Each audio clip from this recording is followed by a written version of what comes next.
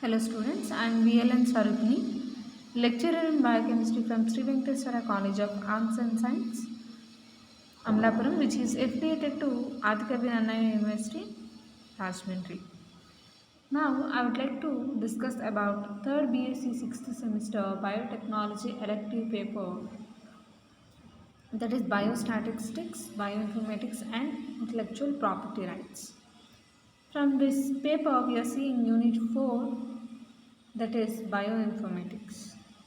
In the previous classes, we have discussed a brief introduction of bioinformatics and what are databases and also about few nucleic acid databases. Now we'll see about protein databases. So in your syllabus, one of the important protein database is ExpreSeq. So let's see about this. So, if you expand the word ExpreSeq, so expert protein analysis system. So, expert protein analysis system.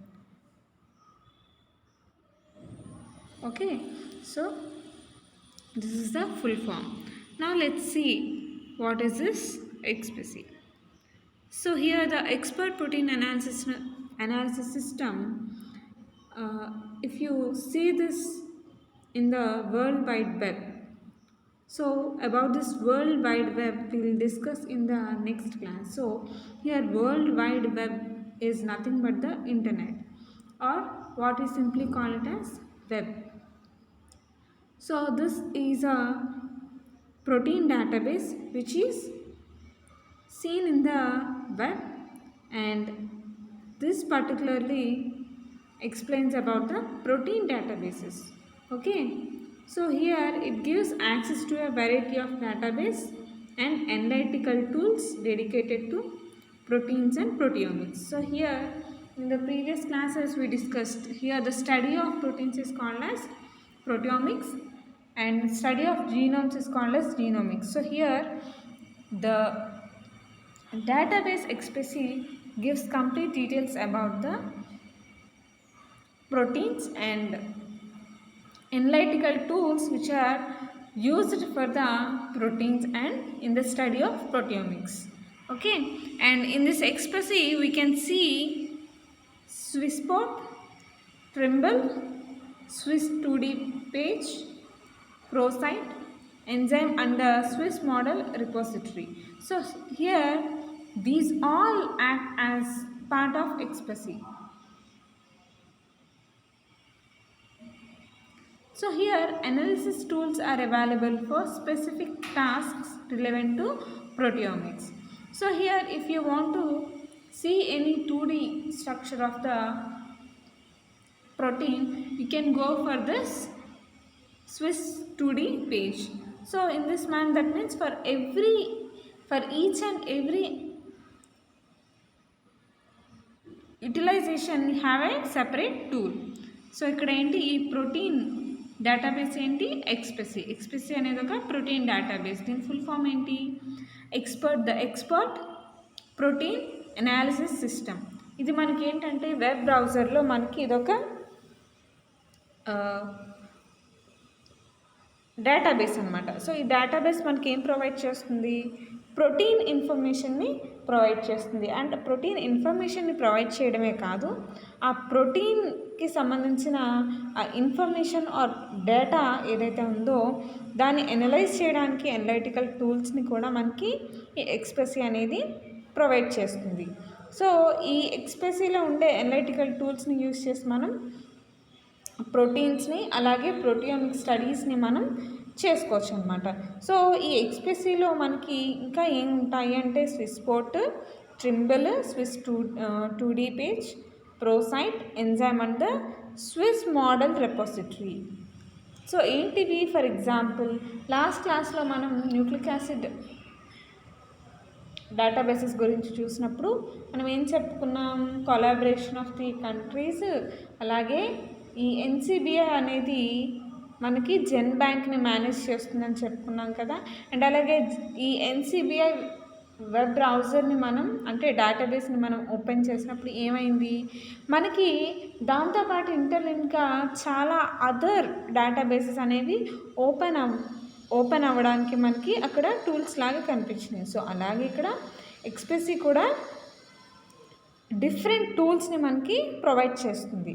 అంటే ఆ protein స్టడీస్లో మనకి కావాల్సిన రకరకాల అడ్వాంటేజెస్కి సంబంధించిన రకరకాల టూల్స్ని అది provide చేస్తుంది అన్నమాట. సో అవేవి.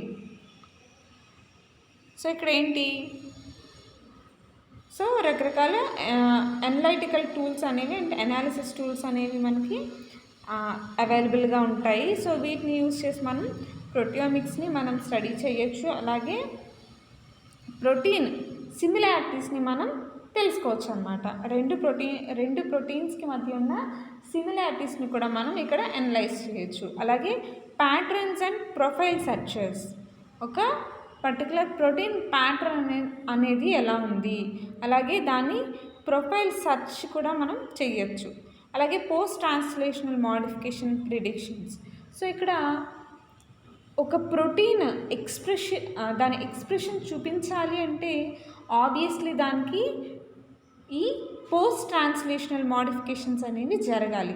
సో పోస్ట్ ట్రాన్స్లేషనల్ మోడిఫికేషన్స్ జరిగాక మాత్రమే ఆ ప్రోటీన్ అనేది మెచ్యూర్ స్టేట్కి వస్తుంది and later it show it's expression. So ఇక్కడ ఏదైనా ఒక న్యూ ప్రోటీన్లో మనం పోస్ట్ ట్రాన్స్లేషనల్ మోడిఫికేషన్స్ని ప్రిడిక్ట్ చేయొచ్చు. అంటే ఏంటి, ముందుగానే వాటిని తెలుసుకోవచ్చు అనమాట. అలాగే topology predictions, primary, secondary and tertiary structure analysis, అలాగే ఈ ప్రోటీన్ సీక్వెన్స్ అలైన్మెంట్ కూడా మనం తెలుసుకోవచ్చు. అండ్ అలాగే ఈ సీక్వెన్స్ అలైన్మెంట్ టాపిక్ని కూడా మనం ఈ సిలబస్లో నెక్స్ట్ క్లాసెస్లో తెలుసుకుంటాం. సో ఫస్ట్ ఈ ఎక్స్ప్రెసీ యొక్క హిస్టరీ ఏంటో చూద్దాం. సో అంటే బేసిక్గా ఎక్స్ప్రెసీ అంటే ఏంటి, దేనికోసం వర్క్ చేస్తుంది అనేది మనం చూసాము. సో ఇప్పుడు ఇది ఎలా డెవలప్ అయ్యింది అనేది చూద్దాం. So first time it was created in August 1993 and it was one of the first web servers for biological science,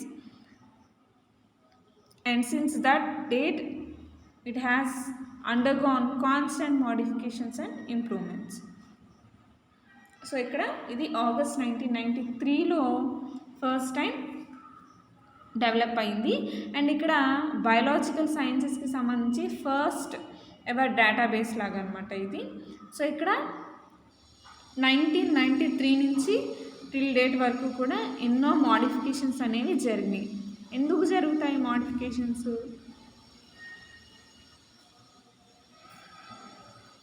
చెప్పటమ్మా, ఎందుకు జరుగుతాయి? లైక్ మనకి రీసెర్చ్ అనేది అప్డేట్ అయ్యే కొలది ఏమవుతుంది, we's to add additional data to the database. So అప్పుడు ఏమవుతుంది, obviously అక్కడ కొన్ని మార్పులు అనేవి చెయ్యాలి. సో ఇక్కడ June 2001, the SIB Expressy Bioinformatic Resources Portal was launched by the SIB Swiss Institute of Bioinformatics. So అంటే ఇది ఒక పబ్లిక్ డొమైన్ లాగా, ఇది మనకి 2011లో లాంచ్ అయింది. సో దీన్ని లాంచ్ చేసింది ఎవరు అంటే SIB Swiss Institute of Bioinformatics. So దీన్ని ఎలా, ఏ నేమ్తో వీళ్ళు లాంచ్ చేశారు అంటే SIB Expressy Bioinformatics రిసోర్స్ పోర్టల్గా దీన్ని వీళ్ళు స్విస్ ఇన్స్టిట్యూట్ ఆఫ్ బయోఇన్ఫర్మేటిక్స్ వాళ్ళు దీన్ని June 2011లో లాంచ్ చేశారు. అంటే 1993లో డెవలప్ చేసి దానికి ఏంటి ఇన్ఫర్మేషన్ని, అంటే రీసెర్చ్కి సంబంధించిన ఇన్ఫర్మేషన్ని మోడిఫై చేస్తూ ఇంప్రూవ్ చేస్తూ ఉన్నారు. 2011లో దీన్ని ఒక పోర్టల్ లాగా, పబ్లిక్ డొమైన్ లాగా దీన్ని డెవలప్ చేశారనమాట. So ExPASy has been design, developed and maintain by obviously SIB web team in cooperation with several other SIB groups and Expressy users. Okay. So ఈ ఎక్స్ప్రెసీ అనేది SIB వెబ్ టీమ్ అనేవాళ్ళు దాని development, design, maintenance అంతా కూడా వాళ్ళు చూసుకుంటారు. అలాగే ఈ మెయింటెనెన్స్ అండ్ డెవలప్మెంట్ ప్రాసెస్లో they also take help from the other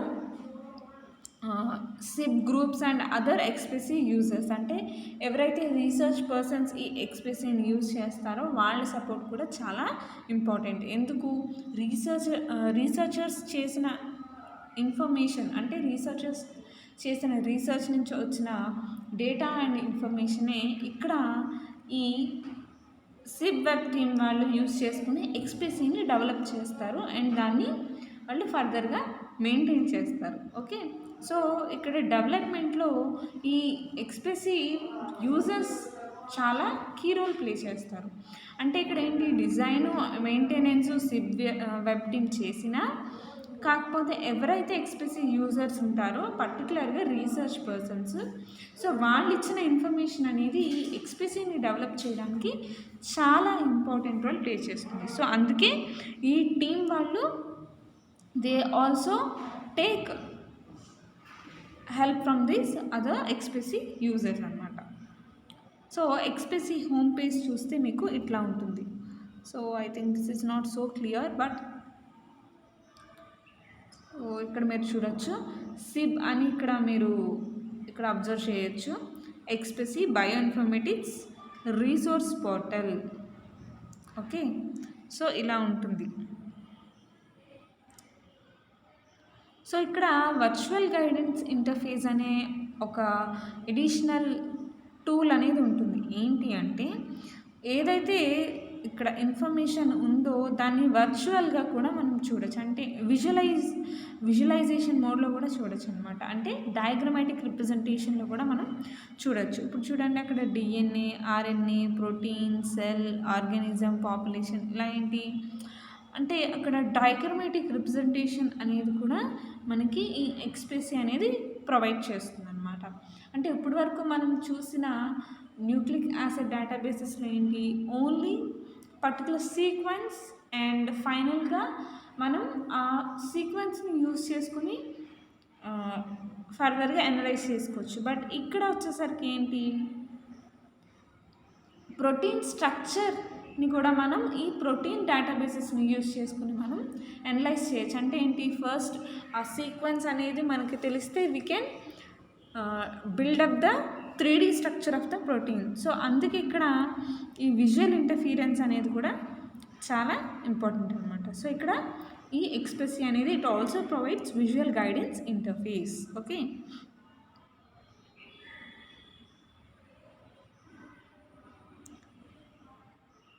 so ఇక్కడ ఈ యూనిపోర్ట్ గురించి చూస్తే ఇది కూడా one of the important protein database. Okay, so దీని హోమ్ పేజ్ ఇలా ఉంటుంది.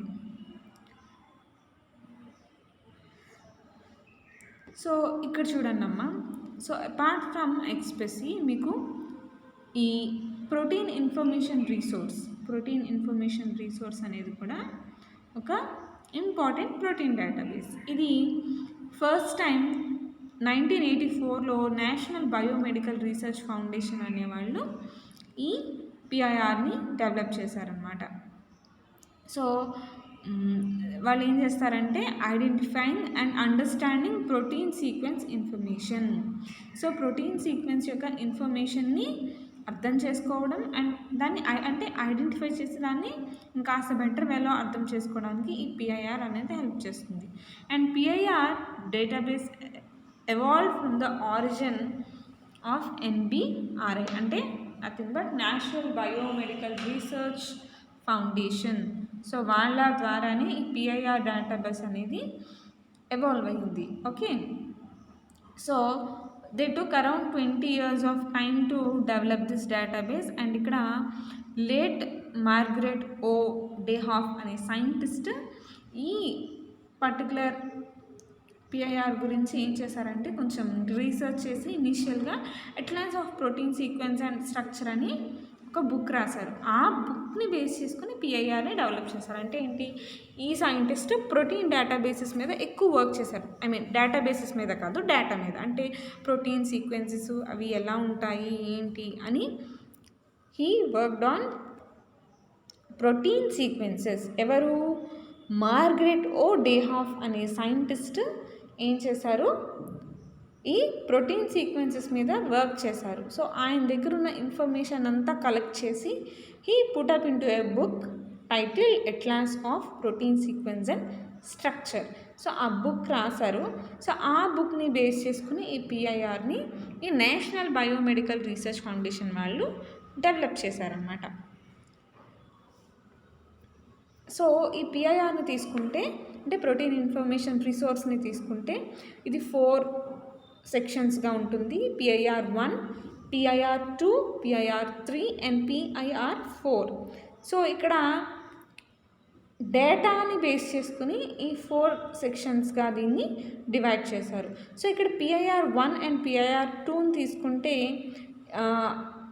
ఎంట్రీస్ అంటే ఏంటి, రీసెర్చర్స్ నుంచి వచ్చిన డేటా ఎంట్రీస్ అన్నీ ఈ PIR1 అండ్ PIR2లో మనం ఎక్కువగా చూస్తూ ఉంటాం అన్నమాట. Entries in PIR1 are fully classified, fully merged and extensively యానోటేటెడ్.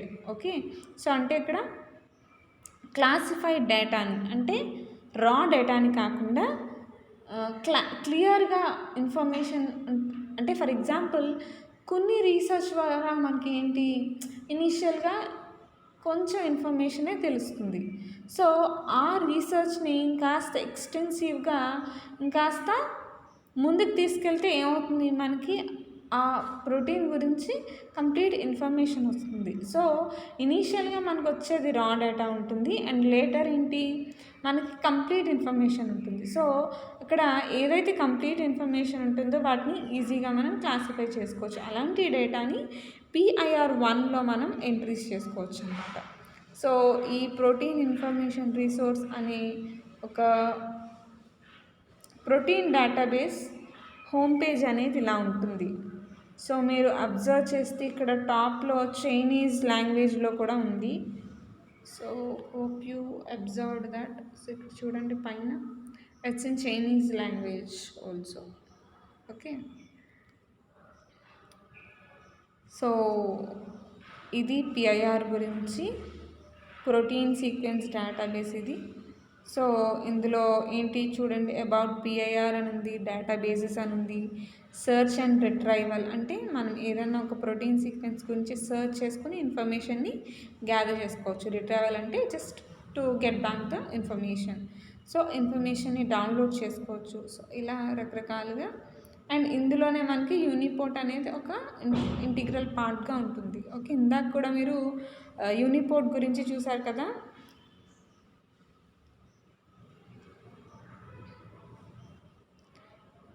So ఈ ప్రోటీన్ స్ట్రక్చర్ డేటాబేసెస్ ఏంటంటే అంటే మీకు సిలబస్ లేవు, ఒకసారి just see at a glance.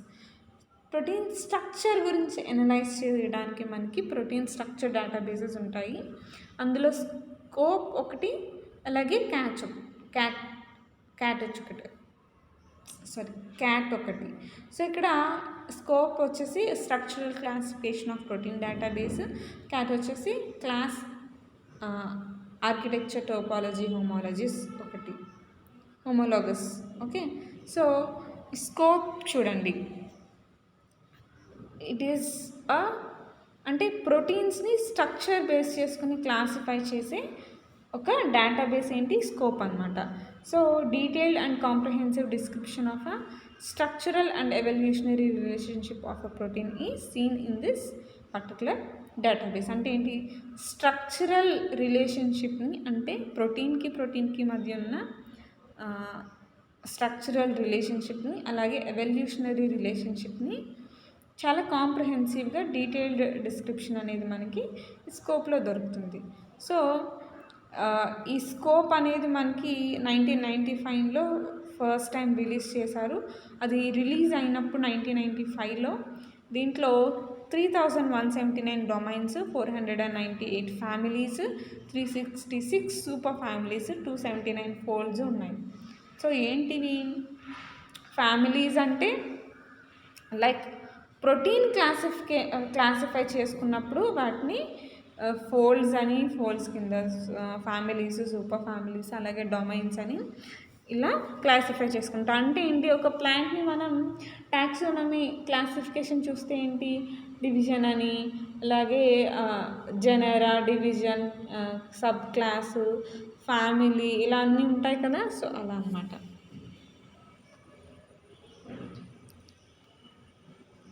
So ఇక్కడ స్కోప్ చూసుకుంటే ప్రోటీన్ క్లాసిఫికేషన్ అన్నాం కదా, ఇలాగా family, super family, common fold, class అని చూపిస్తుంది.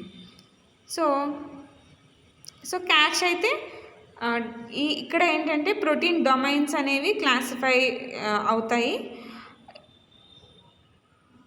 సో ఫస్ట్ క్యాచ్ రిలీజ్ చేసినప్పుడు ఏంటంటే ఇట్ కంటైన్ అరౌండ్ 8,878 డొమైన్స్ అనమాట 1997లో.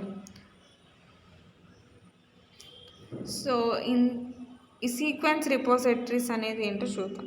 సో ఇక్కడ several protein sequence databases act as repositories of protein sequences. These databases add little or no additional information to the sequence records they contain. So ఇక్కడ ఏంటి కొన్ని protein sequence databases అనేవి ఏంటంటే repositories of protein sequence కింద act చేస్తాయి అన్నమాట. అంటే ఇవి అడిషనల్ ఇన్ఫర్మేషన్ ఏమి తీసుకోవు, ఏదైతే అక్కడ ఇన్ఫర్మేషన్ ఆల్రెడీ ఉందో దాన్ని మనం చూడగలం అంతే. ఓకే, సో దానికి ఎగ్జాంపుల్ జెన్పెప్, అలాగే ఎన్సిబిఐలో ఉండే ఎంట్రీస్ ప్రోటీన్. సో ఎన్సిబిఐలో ఎంట్రీస్ అనే ఒక టూల్ ఉంది, దాని ద్వారా మనం ఏం చేస్తాము, జనరల్గా protein on nucleic acid databases data ఏదైతే ఉందో దాన్ని మనం ఎంట్రీ చేసుకుంటాం. సో అందులో పర్టికులర్గా ప్రోటీన్కి రిలేట్ అయిన టూల్లో మనం ఏం చేస్తామంటే ఎన్సిబిఐలో ఉండే ఎంట్రీస్ ప్రోటీన్ టూల్లో సో ఈ ప్రోటీన్ సీక్వెన్సెస్ని మనం ఏంటి వీ కెన్ చెక్ అన్నమాట.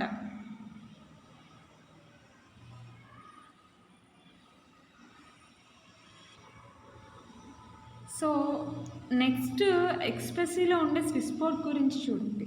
So this SwissProt is related to ExPASy అనమాట.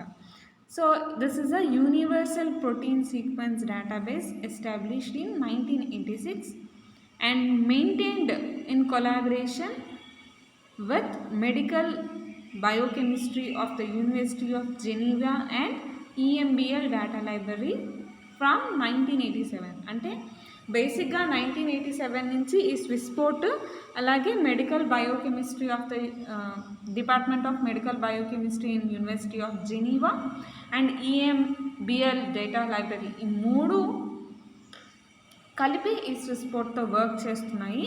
బట్ దీన్ని ఎప్పుడు అంటే ఒక స్విస్పోర్ట్ అని ఒక డేటాబేస్లో ఎప్పటి నుంచి ఎస్టాబ్లిష్ చేశారు అంటే 1986 నుంచి 86లో ఎస్టాబ్లిష్ చేశారు. And later it also added 3 more collaborations. Okay,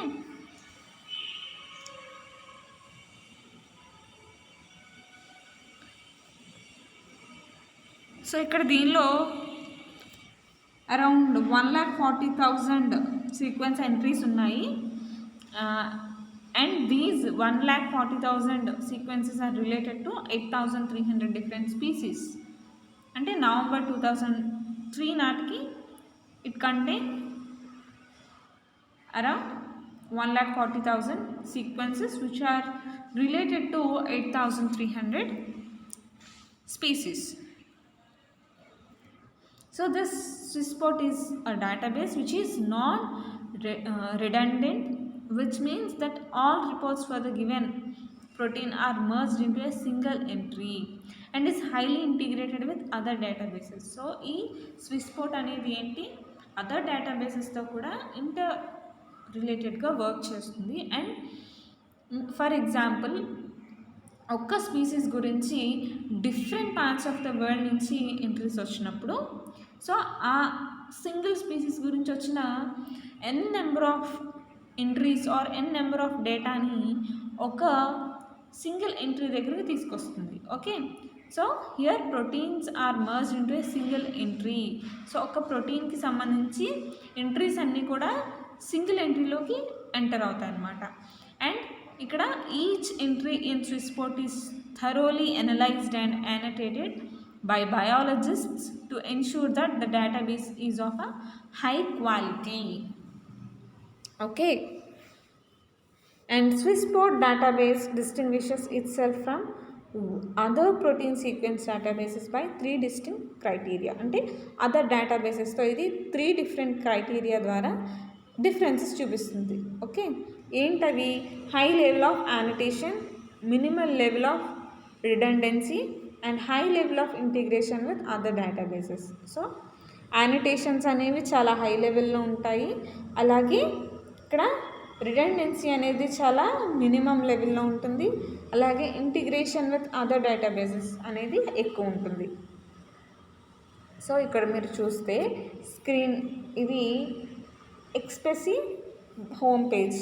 ఈ ఎక్స్ప్రెసీలో we can see this SwissProt అనమాట. సో ఇక్కడ నుంచి ఎక్స్ప్రెసీ నుంచి we can move to SwissProt. Okay, so అలాగే ఈ స్విస్పోర్ట్ అలాగే యూనివర్సల్ ప్రోటీన్ రిసోర్స్ ఏదైతే ఉందో యూనిపోర్ట్, అది కూడా ఇక్కడ రెండు కలిపి అలాంగ్ విత్ ఈఎంబిఎల్ ఇవన్నీ కలెక్టివ్గా వర్క్ చేస్తాయి అన్నమాట. ఓకేనా, ఇక్కడ కన్ఫ్యూజ్ అవ్వకండి. సో ఇక్కడ ఏం చెప్పాము, ఈ స్విస్పోర్ట్ అనేది చాలా వైడ్ వెబ్ డేటాబేసెస్తో ఇది ఇంటర్లింక్ అయిందని చెప్పుకున్నాం కదా. సో అందుకే ఇక్కడ మనకి ఎన్ని చూపిస్తుంది, ఎక్స్ప్రెసీ అనేది ఒక ప్రోటీన్ డేటాబేస్, స్విస్పోర్ట్ ఒకటి, ఈఎంబిఎల్ ఒకటి, యూనిపోర్ట్ ఒకటి. సో ఓవరాల్గా మనకి ఇక్కడ 4 డేటాబేసెస్ అనేవి కనిపిస్తున్నాయి అన్నమాట.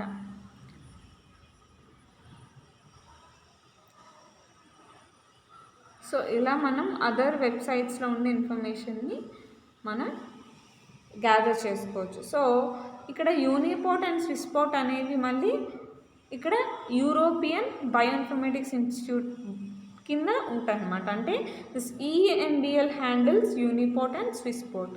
అండ్ ఇందాక మనం ఏం చెప్పుకున్నాం, ఇక్కడ స్విస్పోర్ట్ అనేది ఎస్టాబ్లిష్ అయింది 86లో అండ్ 87లో ఇట్ కొలాబరేటెడ్ విత్ ఈఎంబిఎల్ అని కూడా చెప్పుకున్నాం కదా. సో ఇక్కడ ఈ ఈఎంబిఎల్ కిందే మనకి మళ్ళీ ఈ స్విస్పోర్ట్ యూనిపోర్ట్ అనేవి కూడా వస్తాయి, అందుకే అంటే ఇది కొలాబరేట్ అయ్యింది కాబట్టి.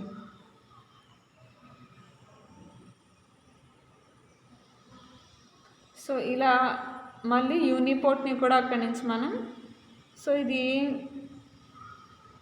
ఇది డైరెక్ట్ యూనిపోర్ట్ అమ్మ, అంటే నాట్ ఎక్స్ప్రెసియో లేదా స్విస్పోర్టో కాదు, యూనిపోర్ట్ని డైరెక్ట్గా ఓపెన్ చేస్తే it will be like this. Okay, అలాగే స్విస్ 2D పేజ్ అనేది చెప్పుకున్నాం కదా, అంటే two dimensional view of proteins అనేవి మనకి ఈ పేజ్ ద్వారా తెలుస్తాయి. అండ్ అలాగే ఇక్కడ సో ఏదైతే పాలీఎక్రిలమైడ్ జెల్ ఎలక్ట్రోఫోరెసిస్ రన్ చేసి దాని ద్వారా మనం తెలుసుకున్న database information are data information ఏదైతే ఉందో అది మనకి ఇక్కడ ఇలా చూడొచ్చు అనమాట.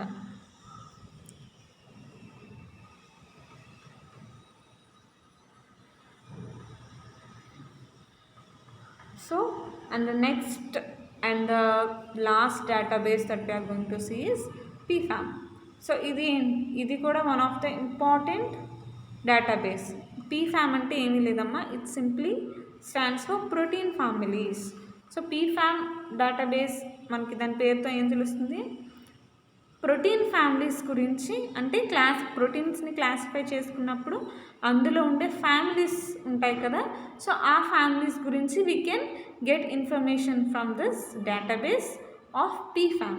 So PFAM database is a large collection of protein families and each represented by multiple sequence alignments and hidden marker models. So ఇక్కడ ఈ ప్రోటీన్ ఫ్యామిలీస్కి సంబంధించిన డేటా ఏదైతే ఉందో అవి ఎలా సేవ్ అవుతాయి PFAMలో అంటే మల్టిపుల్ సీక్వెన్స్ అలైన్మెంట్స్ గాను అలాగే హిడెన్ మార్కో మోడల్స్ గాను ఇవి సేవ్ అవుతాయి అన్నమాట. ఓకేనా, సో ఇక్కడ PFAM version 27.0 was produced at the European Bioinformatics Institute using a sequence database called అక్కడ PFAM-seq అమ్మది. మీకు క్లియర్గా కనిపిస్తుందో లేదో, అంటే దాన్ని జూమ్ చేసే కొద్దీ దాని క్లారిటీ పోయింది. సో ఇట్స్ అ పీఫామ్ సీక్వెన్స్ అనమాట, విచ్ ఈజ్ బేస్డ్ ఆన్ యూనిపోర్ట్. అంటే ఏంటి ఇక్కడ పీఫామ్ ఏం చేస్తుంది వల్ల యూనిపోర్ట్ని యూజ్ చేసుకుంటుంది దేనికి, ఈ డేటాబేస్ డెవలప్మెంట్ ప్రాసెస్లో ఏంటి సీక్వెన్స్ డేటాబేస్ అనేది యూస్ చేస్తుంది ఏంటి పీఫామ్ సీక్వెన్స్. ఈ పీఫామ్ సీక్వెన్స్ అనేది మళ్ళీ యూనిపోర్ట్ మీద డిపెండ్ అయి వర్క్ చేస్తుంది అనమాట. Okay, so the descriptions of Pfam families are managed by a general public using Wikipedia. So Pfam families అనేవి ఎలా మేనేజ్ అవుతాయి అంటే పబ్లిక్ డొమైన్ వికీపీడియా ఏదైతే ఉందో దానిలో ఉన్న ఇన్ఫర్మేషన్ని బేస్ చేసుకుని దీన్ని మేనేజ్ చేస్తారనమాట. ఓకే, అండ్ ఇందులో ఏ ఇన్ఫర్మేషన్స్ ఉంటాయి, ప్రోటీన్ డొమైన్స్ గురించి, ప్రోటీన్ ఫ్యామిలీస్ గురించి ఉంటాయి. అలాగే పీఫామ్ ఏ అనేది ఉంటుంది, అది ఏంటంటే manually curated portion of the database that contains over 10,000 entries. అంటే మాన్యువల్గా అది అనలైజ్ అయినా అంటే అక్కడ వెరిఫై చేస్తుంది కదా, ఆ వెరిఫికేషన్ అయిన డేటాబేస్ కంటెంట్ అనమాట పీఫామ్ ఏలో ఉన్నదంతా.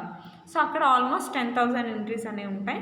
అండ్ పీఫామ్ బి చూసుకుంటే large number of small families derived from clusters. So ఇక్కడ ప్రోటీన్ క్లస్టర్స్లో ఉండే చిన్న చిన్న ఫ్యామిలీస్కి సంబంధించిన ప్రోటీన్ డేటా అంతా కూడా పీఫామ్ బిలో ఉంటుంది. అండ్ ఇక్కడ ADDA అనే ఆల్గరిథం యూస్ చేసి ఇక్కడ దీనికి అనలైజ్ చేస్తారు. ఓకే,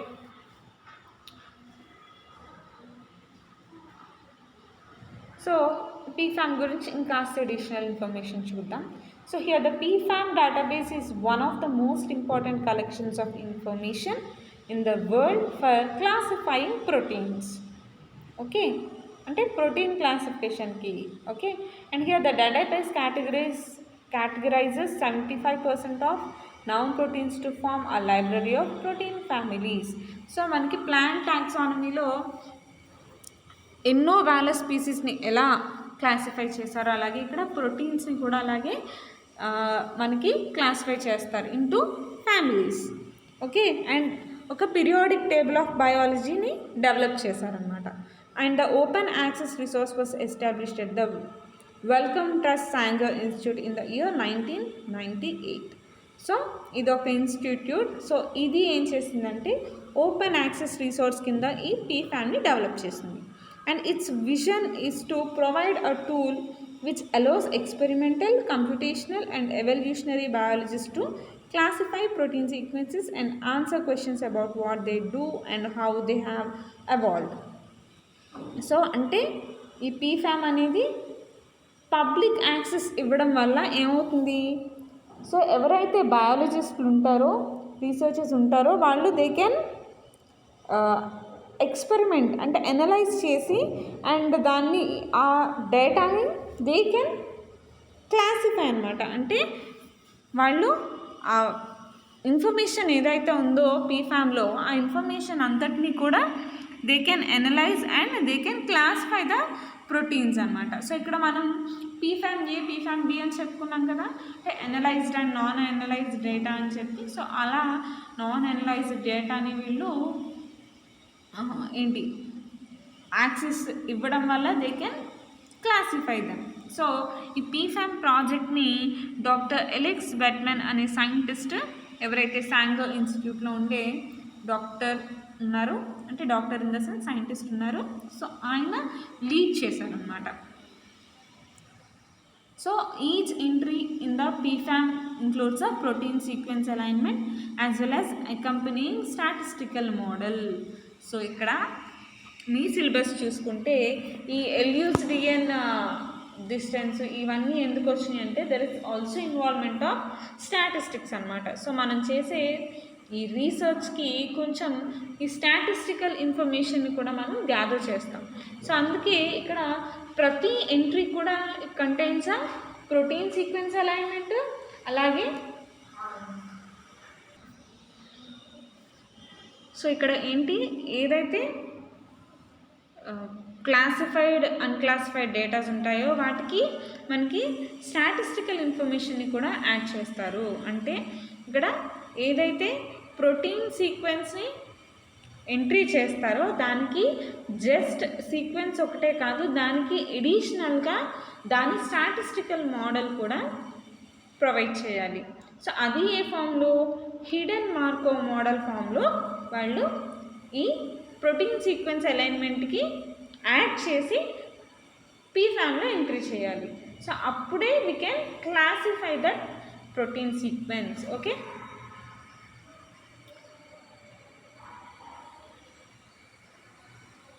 సో ఇక్కడ మనకి అందుకే ఇక్కడ ఈ పీఫామ్లో మనకి ఏముంటాయి, మల్టిపుల్ సీక్వెన్స్ అలైన్మెంట్స్ ఉంటాయి, along with hidden Markov models కూడా ఉంటాయి అన్నమాట. సో ఈ రెండింటిని బేస్ చేసుకుని ప్రోటీన్ ఫ్యామిలీస్ అనేవి క్లాసిఫై అవుతాయి. సో ఇందులో రకరకాల వర్షన్స్ ఉంటాయన్నమాట.